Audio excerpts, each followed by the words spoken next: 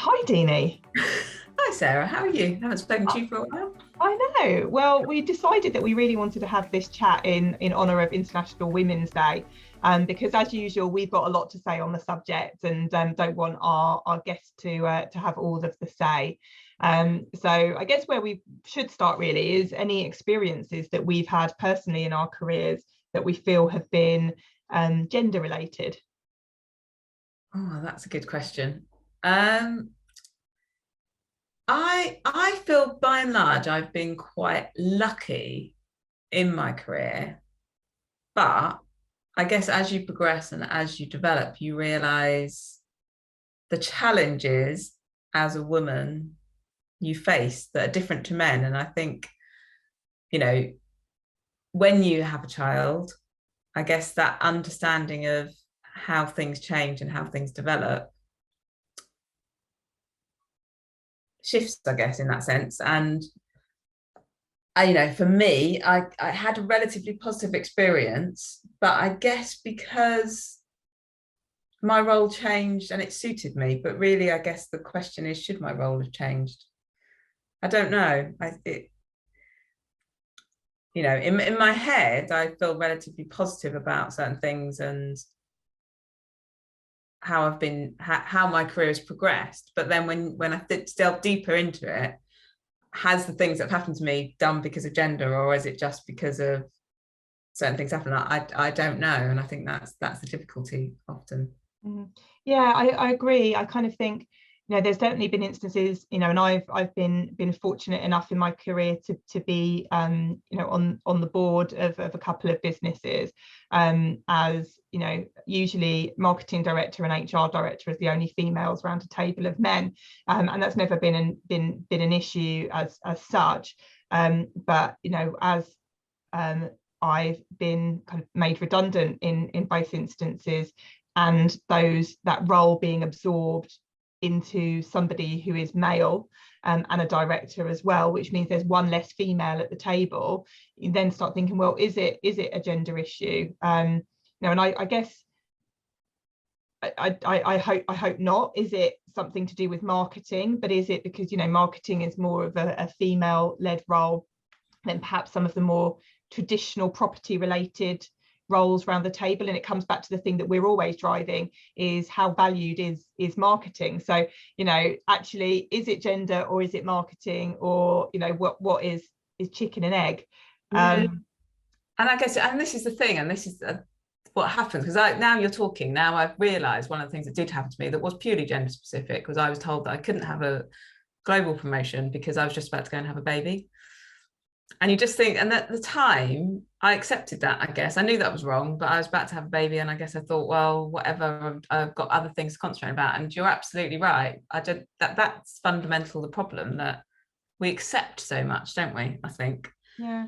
And I know that I've missed out on meetings that happen to carry on into boozy nights out because I've wanted to get home to my child. And and I'm sure that's the case for a lot of men as well that want to get home to their families. I don't think that is gender specific, but certainly when children are young, there are more demands probably on the mum to be there. And I've had to say no to trips away. I've had to say no to nights out, and that's not because there's somebody at home telling me I can't be away, because certainly my child's other parent is perfectly capable, but it's a want, and a maternal need to actually want to be there for my child, and prioritizing that above the needs of the business. But what that then equals is possibly missing out on certain conversations that will have happened when I wasn't there.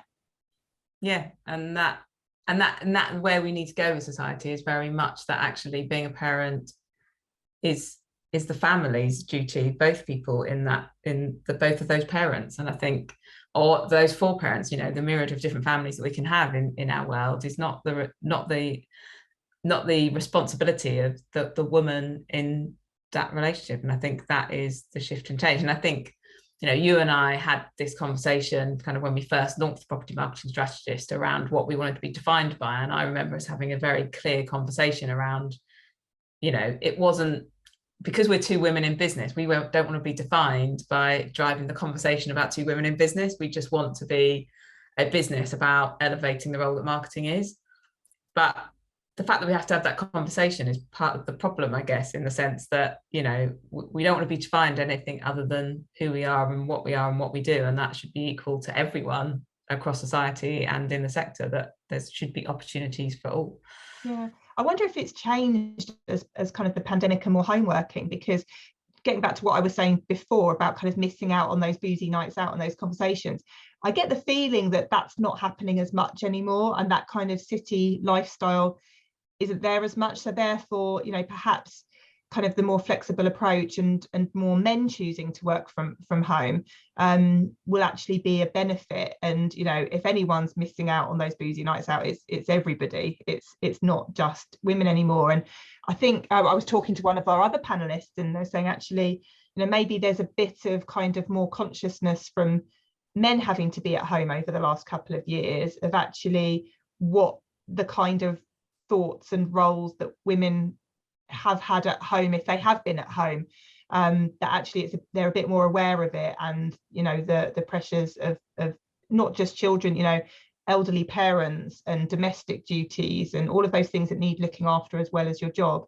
that maybe they've just been brought to the fore a bit more. Yeah, and I have actually had that exact conversation and the exact words out of, you know, a colleague that I've worked with for years, who's had, you know, his wife has been at home with the family. His exact words to me was very much kind of, I've had a realization of what that job was and actually how hard that was and the massive juggle that goes into that, and him being able to actually be there to do that, I think, and that is a massive benefit. And hopefully, actually, whilst we have begun to see change within this,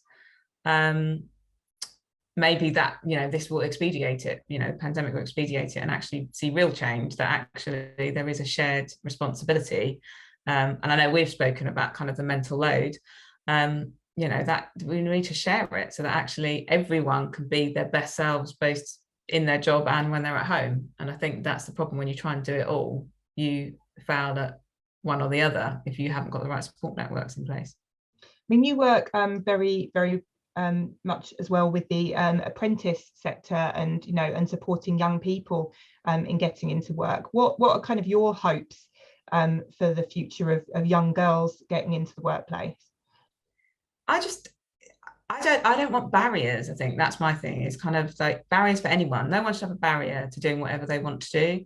And there's so much in life that's already a barrier that as people, if we can take that barrier away, let's take that barrier away and let's step people up and give them the ladder they need to get where they want to be to. And I think, you know, and that for me is, you know, it's about making everything equitable. Everything is the same, regardless of how you learn, who you are, what your backgrounds are, wherever you want to get to. The route that you get there might be different, but as long as you can get to the same place, that should be how society should work. And I think that is what my vision is the future of. And that's certainly kind of the conversations I have with my children. You know, if ever they talk about gender or what they can't do and can do as just because of who they are, is very much that nothing is ever off the table. Nothing should be ever off the table. And I think that is how I want to see our engagement with this conversation, is, you know, around inclusion and diversity, is that as a society, we need to help everyone to achieve and be the best that they can be. I think on the subject of diversity, one thing that we've been very clear and vocal about is the need for more diverse leadership and participation within the property industry. I think, you know, we think that it's not necessarily just gender. You know, it's about age, it's about background, it's about nationality, it's about skin color, it's about all of those things that actually aren't being represented very well in property. You know, we see this from the conferences that we attend, you know, and what that means is, you know, that you're getting a lack of diversity in thought and a lack of diversity in progression. You know, if the same people from the same audience, from the same background, are the only people who are involved in high level decisions, then how can the product and the industry progress? You know, and that's, you know, that's really what we would like to see, you know, in the future at property events. That property doesn't just mean the traditional construction, acquisitions, development. We're all involved in property, whether you work in finance or whether you work in operations, or you're a customer service assistant, or you're a marketeer, or you work in HR. We're all part of this, yet there feels to be like there's a big exclusion zone for a lot of those people, and a lot of it comes down to the agenda of these events. That, you know, that you know, and we've spoken to a lot of the organizers of these events, that actually if you diversified the agenda, you would by default diversify the audience who attends. And imagine kind of the conversations and the amazing diversity and innovation that would come out of those events with a more diverse audience. Well, yeah, and it goes into everything that we always talk about, that you've got to know your customers. And if you haven't got what's representative of your customers in the room, how can you build something for those people? It's, you know, it's crazy. And I think, yeah, you know, that needs to change. It does need to change. Well, I think that's a good place to leave our conversation on. So for International Women's Day, I guess there are two areas that we'd like to see change is, you know, lack of barriers into entry level jobs, and also more diversity at property related events. So yeah, I've enjoyed our chat. We could talk for hours as usual, but this is meant to be bite-sized conversations. So we'll leave it there, and thank you all for watching. Lovely, thank you.